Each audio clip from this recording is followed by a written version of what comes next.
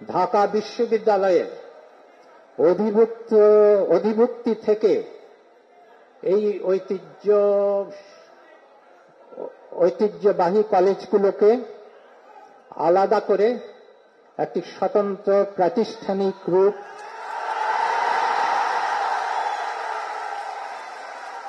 কিভাবে দেওয়া যায়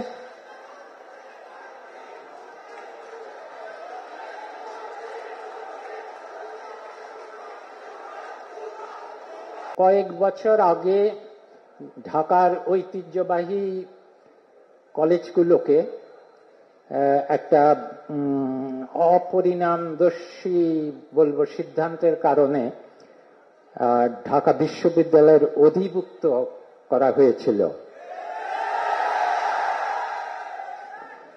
এই অধিভুক্ত কলেজগুলোর শিক্ষার্থীরা আমি অনেক খবর সংগ্রহ করে দেখেছি যে তারা নানা ভোগান্তির শিকার হয়েছে। তারা সেশন জট, পরীক্ষা সংক্রান্ত জটিলতা, এ ধরনের অনেক ধরনের বাধার সম্মুখীন হয়েছে। আমি তাদের প্রতি সমবেদনা জানাই। আমি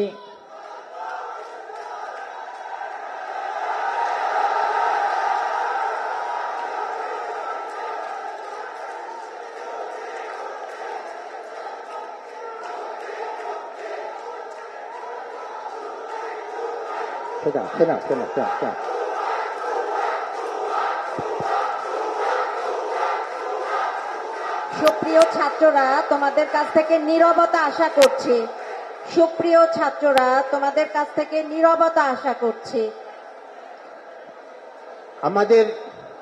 আমাদের বর্তমান অন্তর্বর্তী সরকার অত্যন্ত স্বল্প মেয়াদের একটি সরকার।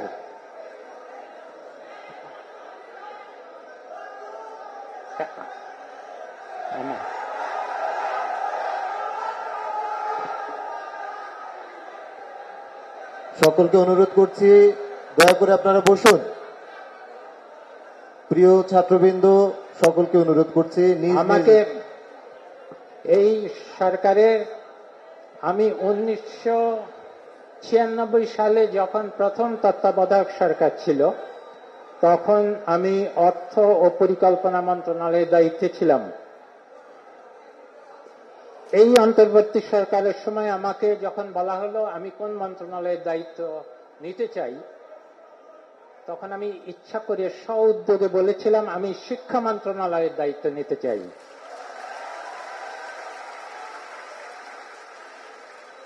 কারণ শিক্ষায় আমাদের অনেক, শিক্ষার মান নিয়ে আমাদের অনেক প্রশ্ন আছে, অনেক বৈষম্য আছে।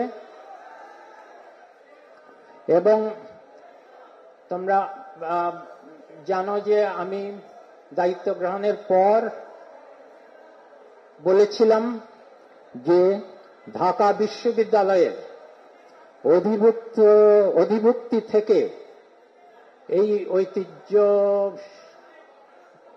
ঐতিহ্যবাহী কলেজগুলোকে আলাদা করে একটি স্বতন্ত্র প্রাতিষ্ঠানিক রূপ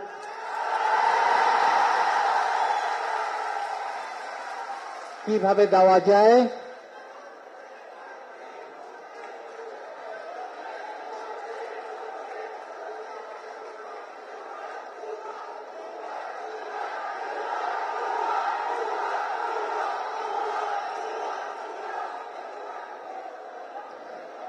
যেখানে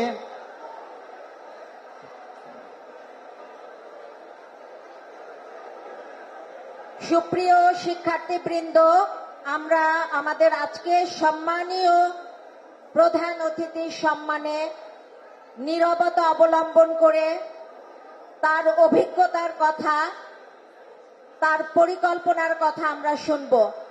তোমরা ঢাকা কলেজের ঐতিহ্য এবং সম্মান বজায় রাখবে, আমি সবিনয়ে তোমাদের কাছে অনুরোধ করছি। এই কলেজগুলোকে ঢাকা বিশ্ববিদ্যালয়ের অধিভুক্তি থেকে বের করে একটা প্রাতিষ্ঠানিক রূপ আলাদাভাবে একটা স্বাধীন সত্তা হিসাবে কি করে সংগঠিত করা যায় সেজন্য একটি কমিটি করেছিলাম। সেই কমিটি প্রাথমিক রিপোর্ট প্রায় শেষ হয়ে গেছে। এরপর আমরা একটি বিশেষজ্ঞ কমিটি অতি শীঘ্র করতে যাচ্ছি সর্বোচ্চ স্তরে, যারা এই কলেজগুলোর একত্রিত একটা প্রাতিষ্ঠানিক রূপ দেবে। সেখানে কলেজগুলোকে কি করে আরো স্বায়ত্তশাসন দেওয়া যায়, তাদের সুযোগ সুবিধা অবকাঠামো কি করে আরো বাড়ানো যায় এবং সেগুলোকে সমন্বিত ভাবে একটা প্রাতিষ্ঠানিক রূপ কি করে দেওয়া যায়, সেটার নাম তোমাদের সকলের সাথে আলোচনা করেই দেয়া হবে। যাই তোমরা নাম দাও না কেন, সেটাকে মনে রেখো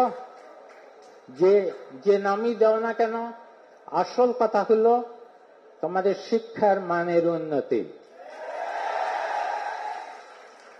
শিক্ষার বৈষম্য রোধ করা।